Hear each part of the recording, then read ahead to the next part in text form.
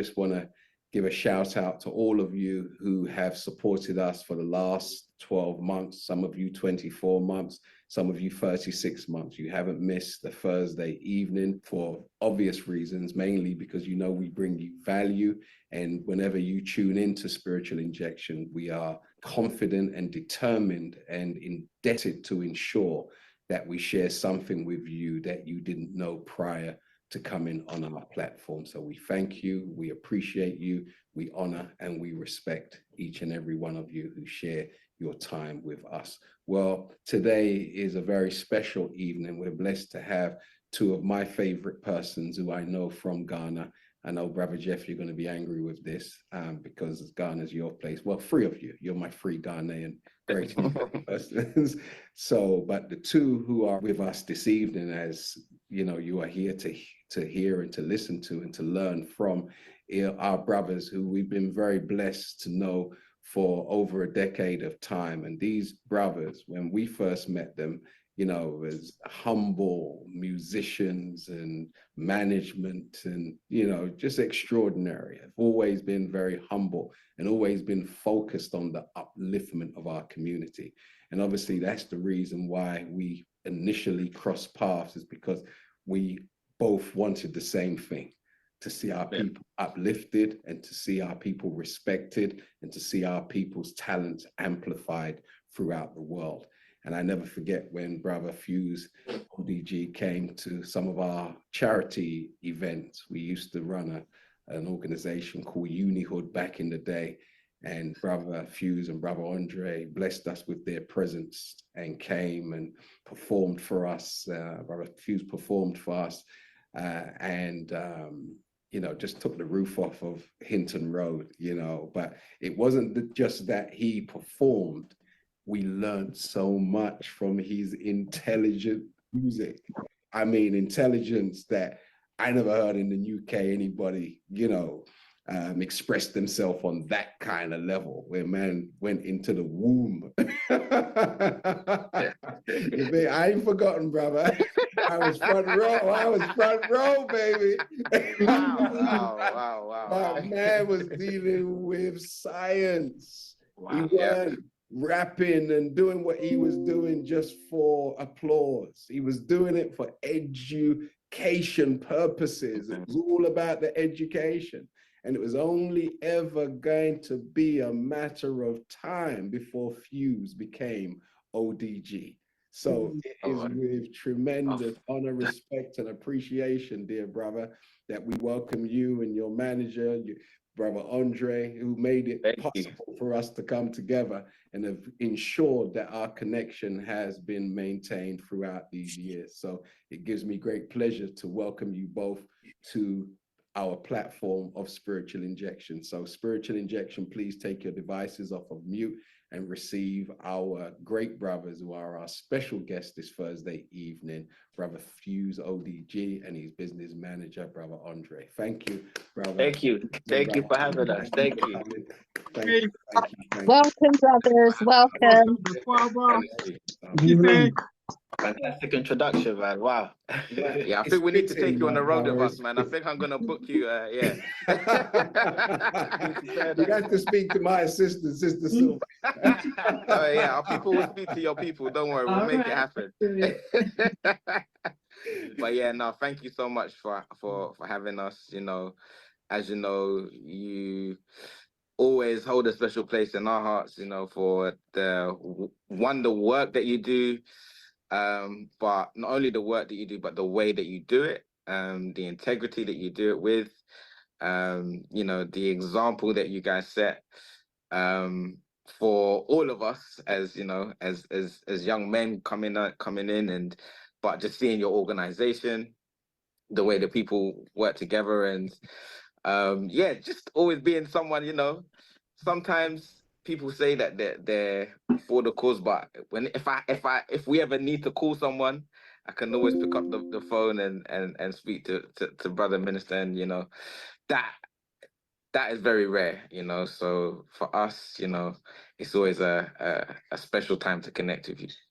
Man. Yeah, likewise, man. I just remember like just being on you know, stages that you'd put on And I think what really resonated with me was just feeling a sense of belonging and you embracing my journey, as different as it was at that time.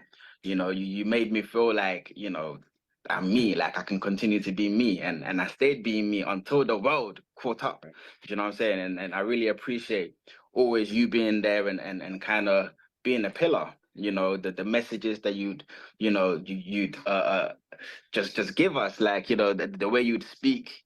It was always an honor, to listen to you. And every time I'm around, unless I have a mic in my hand, I'm just quiet, just listening to you, Minister. So thank you. And it's an honor to be here to have a conversation on how we can continue to forward our people.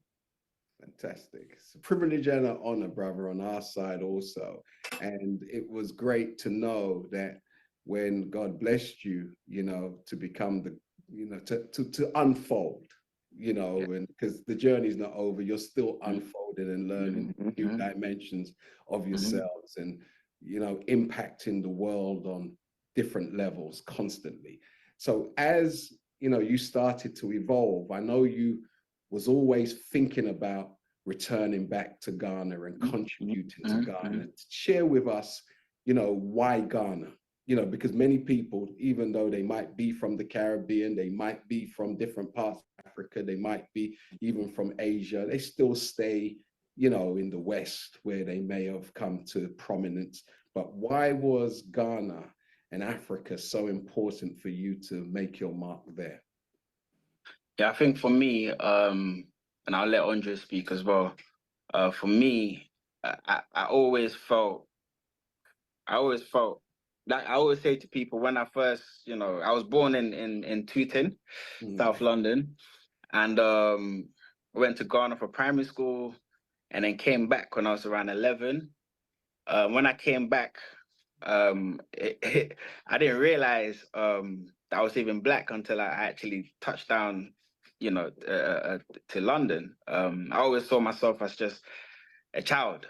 But as I've touched down now, people are seeing me as a black boy, and not just that. We was even more dissected into other categories. It was Black African or Black Caribbean. I never really understood why the different people were categorized as that, because I just came from just being a human being, just existing. And I started to realize that there's a way that we're perceived in all these different boxes, whether you're Black African, Black Caribbean, Asian, just the different, categories that you had to tick whenever you're filling in a form. And I saw that, the perception of Africa was so negative. And I got to learn over time that is the kind of images and the kind of messages that the media projects. It made people see Africa in such a negative light.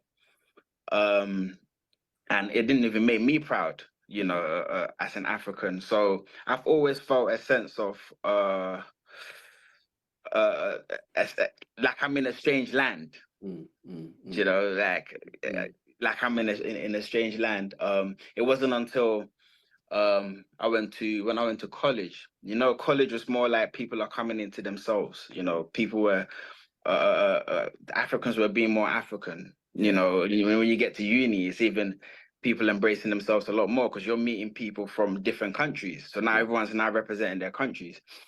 So it wasn't until later on in my life that I realized that,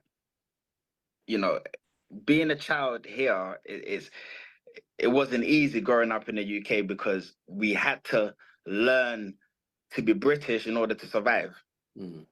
Right? But as I got older, I realized that actually you have to learn to be yourself. Yes. In order to live. Right. And it's that sense of pride that I discovered in me that made me want to look for somewhere where I can be celebrated. Yes. Right? Because I got to a stage where I'm just like, I shouldn't just be at a place where I'm tolerated. I should be in a place where I'm thriving, where I'm not trying to survive, but I'm actually thriving and I'm being celebrated. Right. And what I love about going back to Ghana was the fact that everybody looked like me. Yes. Everywhere you look, everybody looked like me.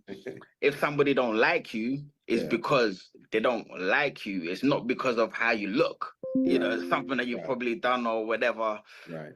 You can have a conversation about it. It's not the same as here, where someone can literally look at you and they don't like you because of how you look. You know, the set of problems that's in this country, in the UK, is completely different from Ghana. You know, at least being in Ghana, you could just have a conversation with your brother, like, and then of course, so like, why do you like, man? Do you know what I'm saying? It's like, yo, I don't like how you just ate by yourself, like you didn't invite me, like, you know, it's just it's problems that we can talk out, you know. Right.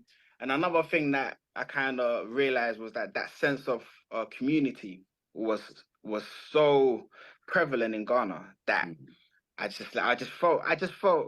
felt like the UK really made me cold as a person, because I'm now sitting now with my brothers and we're all eating in the same bowl with our hands. We're all eating together, like we're eating together. That never happens in the UK. Right. You know, everyone's got their, you know, their little plate in the UK, and the bill comes and everyone's trying to split. You know, it's none of that. It was none of that. People actually look out for you in Ghana, and I just felt a sense of belonging.